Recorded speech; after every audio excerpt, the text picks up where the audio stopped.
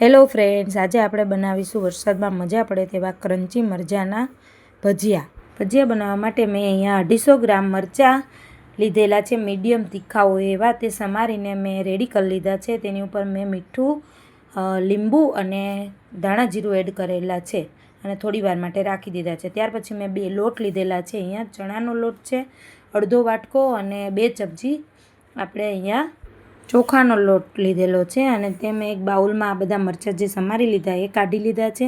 તેની અંદર મેં આ 2 લોટ એડ કરેલા છે અને સરસ એને મરચાં સાથે આપણે મિક્સ કરવાના છે. તેમાં મેં હિંગ એડ કરી છે અને તમે અહીંયા લોટના ભાગનું મીઠું, લીંબુ એડ કરવાનું છે અને તે એડ થઈ જાય પછી આપણે એમાં થોડું પાણી છાંટીને આપણે આ મરચાં ઉપર જે લોટ લીધેલા છે તે કોટ થઈ જાય એ રીતે આપણે મરચાંને રેડી કરવાના છે.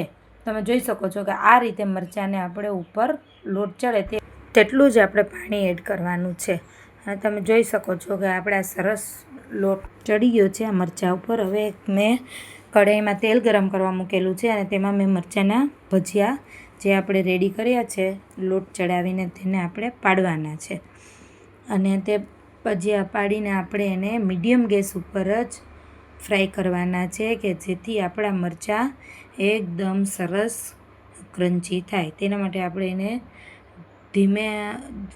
મીડિયમ ગેસ ઉપર ગોલ્ડન બ્રાઉન થાય ત્યાં સુધી ફ્રાય કરવાના છે. તમે જોઈ શકો છો કે આ ગોલ્ડન બ્રાઉન થઈ ગયા છે. હવે આટલા આપણે ફ્રાય કરવાના છે. હવે આપણે એને નીકાળી દેવાના છે એક ઝારાની મદદથી.